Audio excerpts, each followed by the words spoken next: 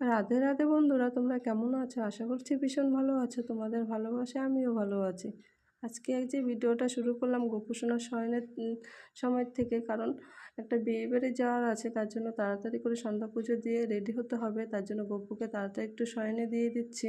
এই যে বিছানাটা রেডি করে নিচ্ছি। এখন সিংহাসন থেকে সমস্ত ফুল, সে আসন সব তুলে নিতে হবে। তারপরে গপুর সমস্ত ড্রেস অলংকার খুলে গপুকে একটা কটনের সুতির ড্রেস পরাতে হবে, কারণ এইসব ভারী পোশাক পরে গপুকে আমি শয়নে দিই না। তার জন্য আমি সমস্ত কিছু রেডি করে নিচ্ছি। সব খুলে গপুকে একটা কটনের ড্রেস পরাবো। এই যে এখন সব ফুল টুল তুলে নিচ্ছি। এই যে গপুকে খাটে দিয়ে দিয়েছি।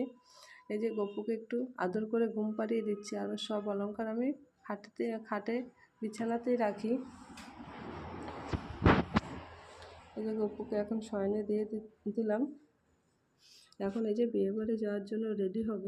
বরের দিকে তাড়া দিচ্ছে, কারণ আমাদের এক সাইডের বাড়ি, ওর জন্য একটু বেশি রাত করে কোথাও যেতে পারি না, তাড়াতাড়ি যেতে হয়, কারণ বাড়িতে সেরকম দেখার কেউ লোক নেই।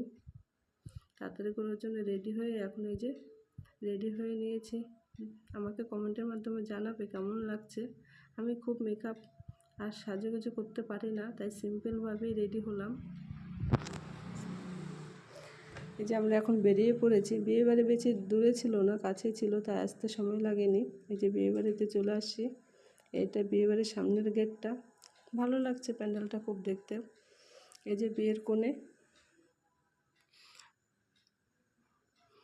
এই যে এখানে বসে বিয়ে হবে। বিয়ের ছায়া মণ্ডপটা তোমাদেরকে দেখালাম। তারপরে এই যে আমরা একটু এখনও লোকজন কেউ আসেনি, কারণ বিয়েবাড়িতে আমরা 8টার আগেই পৌঁছে গেছি। তাড়াতাড়ি ফিরবো বলে তাড়াতাড়ি চলে গেছি। এই যে বিয়েবাড়িতে এখনও যেখানে খাওয়া দাওয়া দিবে সেখানে যাচ্ছি। প্যান্ডেলে এক পাশে বসেছে আর এক পা ফাঁকা, ওর জন্য ওয়েট করছে। এই যে বসে পড়লাম খেতে।